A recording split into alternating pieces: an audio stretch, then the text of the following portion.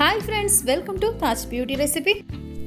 Friends, இன்னைக்கு நம்ம வீடியோல என்ன பார்க்க போறோம் அப்படினு பாத்தீங்கன்னா நம்மளோட சருமம் நல்லா கலர் ஆகணும், நல்லா சுத்தமா ஆகணும் அப்படினு நினைச்சீங்கன்னா தினமும் குளிக்கும்போது இந்த பாத் பவுடரை வந்து ட்ரை பண்ணி பாருங்க.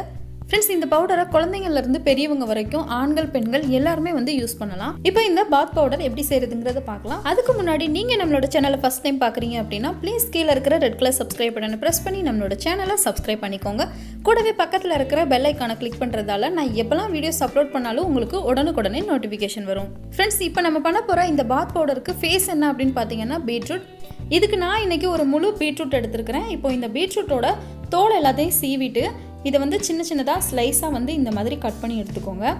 இப்போ நம்ம கட் பண்ண இந்த ஸ்லைசஸை வந்து நம்ம வெயிலில் வந்து ஒரு 2 நாளைக்கு காய வச்சு எடுத்துக்கலாம். 2 நாள் பீட்ரூட் காஞ்சதுக்கப்புறம் பார்த்தீங்கன்னா இந்த மாதிரி தான் இருக்கும். இப்போ நம்ம காய வச்ச பீட்ரூட்டை ஒரு மிக்ஸி ஜாரில் போட்டு அரைச்சி எடுத்துக்கலாம். நான் ரொம்ப ஃபைன் பவுடராக அரைக்கல, இந்த மாதிரி கொஞ்சம் கொரகொரப்பாக தான் அரைச்சிருக்கிறேன். அடுத்து நம்ம சேர்க்க போகிற மற்ற இன்க்ரீடியன்ஸையும் சேர்த்து அரைக்கும் போது இது நல்லா ஃபைன் பவுடர் ஆயிரும். இப்போ இந்த பீட்ரூட் கூட அடுத்ததான் நம்ம வந்து கடலைப்பருப்பு வந்து சேர்த்துக்க போகிறோம். 2 டேபிள் ஸ்பூன் அளவுக்கு கடலைப்பருப்பு சேர்த்துக்கலாம். இந்த பாத் பவுடரில் ஹைலைட் என்ன அப்படின்னு பார்த்தீங்கன்னா நம்ம எல்லா இன்க்ரீடியன்ஸையும் வந்து பவுடராகவே சேர்க்குறத விட இந்த மாதிரி முழுசாக சேர்த்து நம்ம பவுடர் பண்ணும்போது இதோட குவாலிட்டி வந்து இன்னும் நல்லாயிருக்கும். அடுத்ததான் நம்ம இதில் சேர்த்துக்க போகிறது ஓட்ஸ். 2 டேபிள் ஸ்பூன் அளவுக்கு ஓட்ஸ் வந்து சேர்த்துக்கலாம். இப்போ கடைசியாக இது கூட 2 டேபிள் ஸ்பூன் அளவுக்கு அரிசி வந்து சேர்த்துக்கலாம்.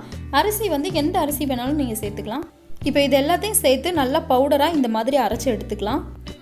உங்களுக்கு வந்து ஃபைன் பவுடராக இருந்தால் பிடிக்கும் அப்படின்னா அந்த மாதிரி நீங்கள் வந்து பவுடர் பண்ணிக்கலாம். இல்லை கொஞ்சம் கொரகொரப்பாக நம்ம ஸ்க்ரப்பர் மாதிரி யூஸ் பண்ணிக்கலாம் அப்படின்னு நினச்சிங்கனாலும் கொஞ்சம் கொரகொரப்பாக கூட நீங்கள் அரைச்சிக்கலாம். இப்போ நம்மளோட பாத் பவுடர் வந்து ரெடி ஆயிடுச்சு. நீங்கள் சோப் யூஸ் பண்ணி குளித்ததுக்கப்புறமா இந்த பாத் பவுடரை வந்து நீங்கள் யூஸ் பண்ணிக்கலாம்.